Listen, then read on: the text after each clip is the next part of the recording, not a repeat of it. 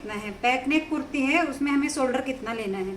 अगर आपका 0 से 0 यानी कि आधा इंच, 1 इंच, आधा इंच, 3 इंच, जितना भी आपका शोल्डर है, 4 इंच तक आपका पीछे का गला है, आपको आपका फुल शोल्डर लेना है। उसमें से आपको कुछ भी माइनस नहीं करना है, ठीक है।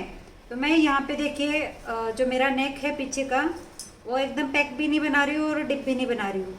तो मैं यहाँ पे पीछे का जो मेरा नेक है ना, वो 4 से 5 इंच के बीच में बना रही हूँ। देखिए मैं यहाँ पे शोल्डर ले रही हूँ 6.5 इंच के, यानी कि 13 इंच का, क्योंकि मैं 1 इंच ही माइनस कर रही हूँ। 14 इंच का मेरा शोल्डर है। तो मैं यहाँ तो हेलो एवरीवन, स्वागत है आप सभी का हमारे चैनल में। तो आज की जो वीडियो रहेगी हमारी, वो पैक नेक कुर्ती की रहने वाली है। तो देखिए ये हमारा फैब्रिक है, इसी के ऊपर हम आपको इसकी कटिंग बताएंगे। तो देखिए सबसे पहले ये जो सेंटर में हमारा वर्क दिया हुआ है, तो वो हमें सेंटर में ही लेना रहता है। तो आपको क्या करना है, पहले तो आपको आपकी लेंथ चेक कर लेनी है कि जितनी आपको लेंथ चाहिए उतनी लेंथ आपकी बन रही है या नहीं बन रही है। अगर लेंथ नहीं बन रही है तो फिर आप कुछ डिजाइन वगैरह डाल के लेंथ बना सकते हैं, या फिर आप बोल भी सकते हैं कि आपकी लेंथ पूरी नहीं रहेगी इसमें। तो देखिए मेरी इसमें लेंथ पूरी आ रही है, तो मैं इसका जो पैटर्न है मेरा, इसका मैं सेंटर लूँगी। ऐसे करके पूरे जो पैटर्न है अपना, उसका हमें सेंटर लेना है।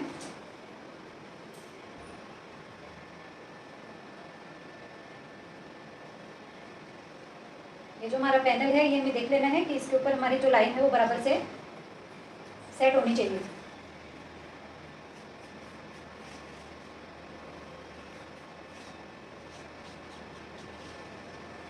फिर देखिए ये जो डिज़ाइन है ना, इस डिज़ाइन को मैं यहाँ पे ऐसे रख के देखूंगी कि ये मेरा दूसरे साइड में भी यहीं पे है क्या डिज़ाइन। देखिए काफ़ी फ़र्क आ रहा है, तो इसको हम फिर से सेंटर लेंगे इसका। तो देखिए इसका मैंने सेंटर ले लिया है एकदम अच्छे से। अभी नीचे से यहाँ से देखिए हमारा बॉर्डर यहाँ से स्टार्ट है, तो यहीं से हमें हमारी लेंथ लेनी है कि हमारी कुर्ती की लेंथ कितनी रहेगी। तो यहाँ से मैंने लेंथ ले ली है। उसके बाद यहाँ पे हम एक सीधी लाइन बनाएंगे। तो देखिए सीधी लाइन बना दी है। फिर देखिए 14 इंच पे मैं कमर के लिए मार्किंग करूँगी और 20 इंच के लिए मैं हिप पे मार्किंग करूँगी। तो ये लाइन को भी हम यहाँ से सीधा मिला देंगे।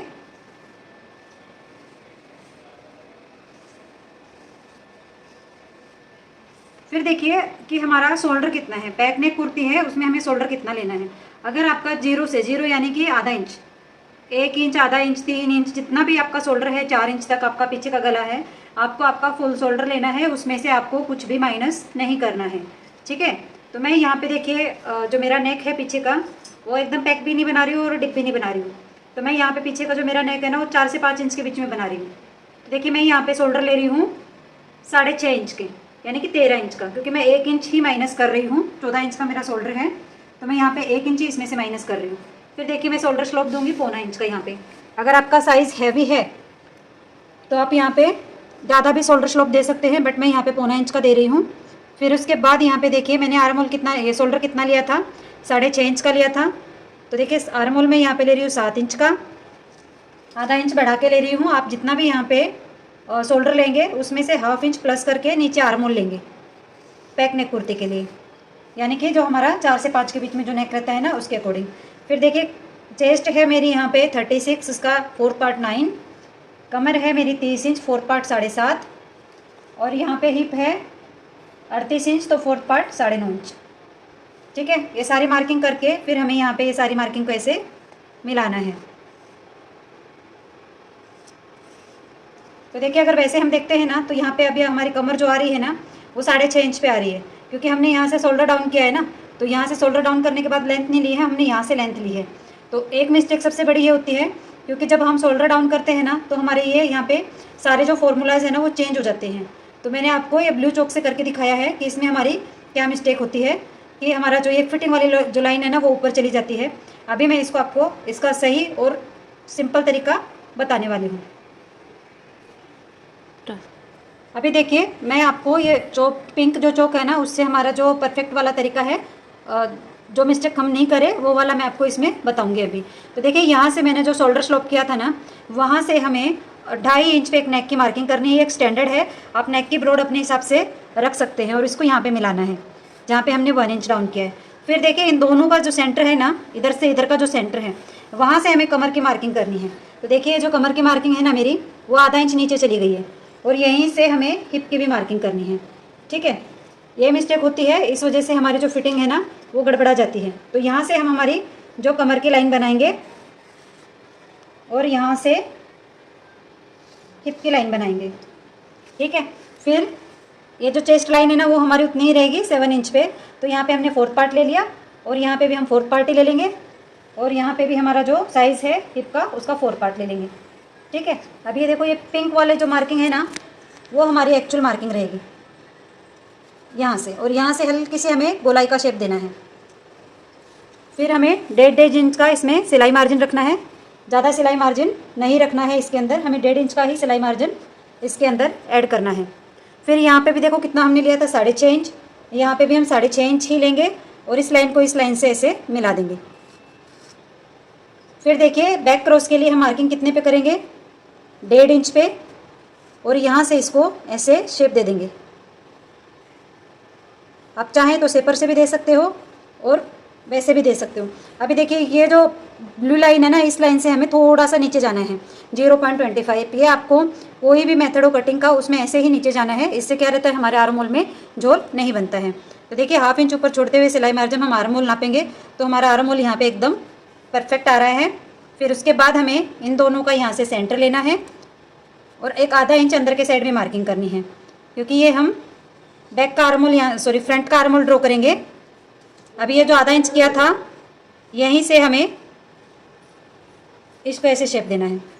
ठीक है, तो ये हमारा फ्रंट का आर्म होल हो गया और ये हमारा बैक का आर्म होल हो गया। अभी सारे जो निशान्स हैं उनको हम आपस में सीधा मिला लेंगे।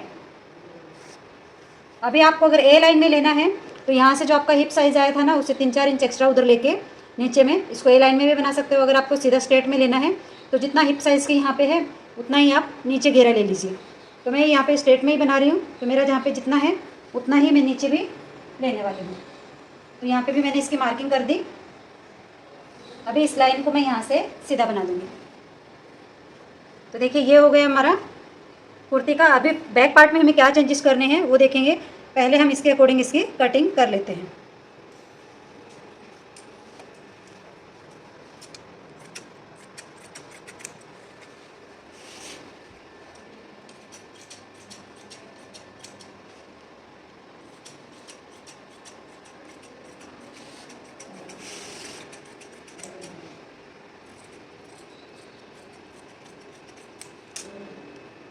तो ये देखिए बैक पार्ट के अकॉर्डिंग हमारी कटिंग हो गई है।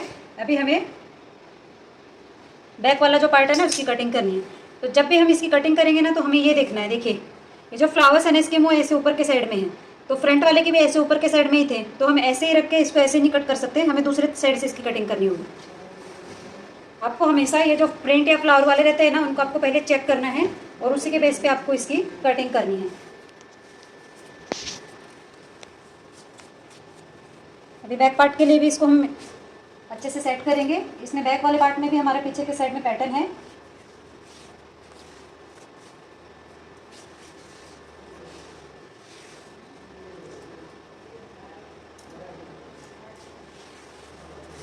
तो इसको भी अच्छे से हमने कर लिया सेट। नीचे एकदम जो बॉर्डर है हमारा, बॉर्डर से बॉर्डर मिलाते हुए इसको रख के अच्छे से सेट करेंगे।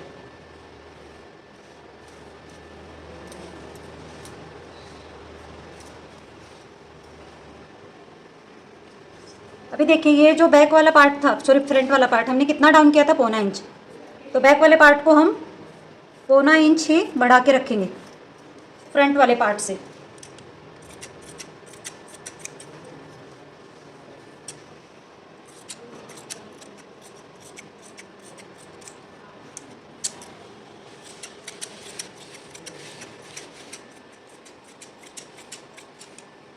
बाकी कटिंग हमारी सेम ही रहेगी, सिर्फ बैक वाले पार्ट को वहीं से बढ़ाएंगे। अभी यहाँ पे भी एक कट लगा देंगे। जब हम फिटिंग करेंगे तो हमारे कट से कट मिलने चाहिए,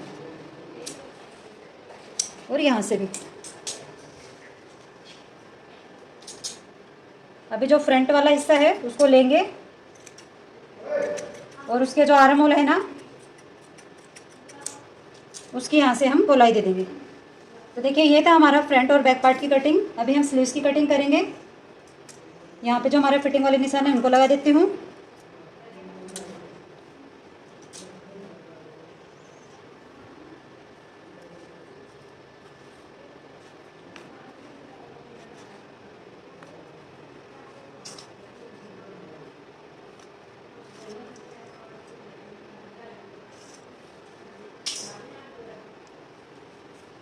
और इसका जो पीछे का गला है उसकी कटिंग हम इसी पे करेंगे। तो यहाँ पे मैं बैक वाले पार्ट के 2.5 इंच पे कर रही हूँ। फ्रंट वाले में हम कैनवस लगाएंगे तो 2.25 इंच पे हो जाएगी। और 5 इंच में इसका यहाँ पे जो पीछे का नेक है ना वो लेने वाली हूँ। तो देखिए 2.5 इंच और 5 इंच पे मैंने पीछे के गले की कटिंग कर दी है। अभी देखिए इसकी जो स्लीव्स है ना उसमें भी हमें यही ध्यान रखना है। देखिए इसमें ये फ्लावर्स हैं, तो हम अगर प्लेन फैब्रिक रहता तो इसी को फोल्ड करके यहीं से हम इसके बाजू निकाल लेते, बट यहाँ से इसकी बाजू नहीं निकलेगी। ऊपर करना, देखना तो चाहिए। क्या करना है, इसको हमें ऐसे लेके अलग अलग करके बाजू कट करनी पड़ेगी, ऐसे रख के, क्योंकि फ्लावर्स हमारे ऐसे ऊपर में ही जा रहे हैं ना, उस वजह से। अब ये बॉर्डर हमारा इतना ही है, नहीं तो हम दोनों स्लीव्स में अटैच कर लेते, बट बॉर्डर कम है। स्लीव्स की लंबाई जितनी भी है उसमें हमें 2 इंच प्लस करना है, क्योंकि हेमिंग वाली ड्रेस बना रही हूँ मैं कुर्ती, तो स्लीव्स में भी मैं हेमिंग ही करने वाली हूँ। तो 18 इंच पे मैंने इसकी मार्किंग की है। और फिर जो दूसरे वाला पार्ट है उसको भी ऐसे रखेंगे, और इसमें भी जैसे ये डिज़ाइन हमारा ऊपर की तरफ जा रहा है वैसे इसको जाने देंगे। और यहाँ से ये जो स्लीव्स है इसको ऐसे रखते हुए इसकी कटिंग करेंगे।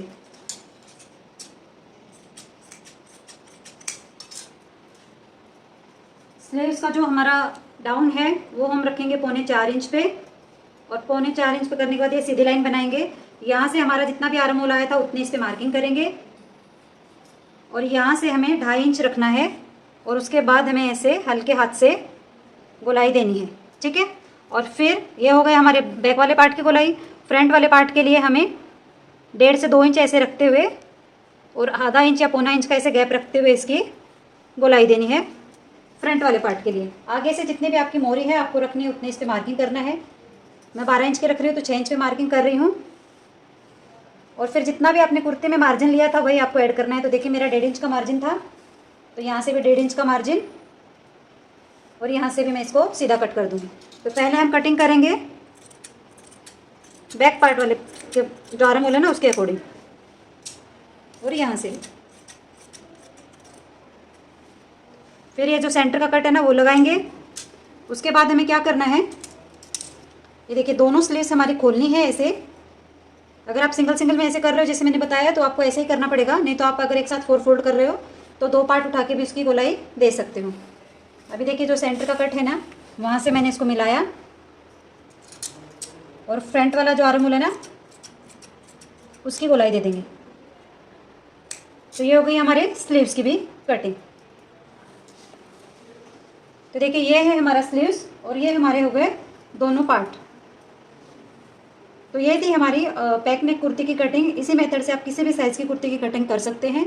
आई होप कि आपको हमारी वीडियो समझ में आई होगी। अगर आपको कोई भी डाउट हो तो आप हमें कमेंट करके पूछ सकते हैं, और साथ में वीडियो को लाइक शेयर और सब्सक्राइब करना मत भूलिएगा। तो आज की वीडियो हमारी यहीं पे ख़त्म होती है। मिलते हैं नेक्स्ट वीडियो में, तब तक के लिए बाय।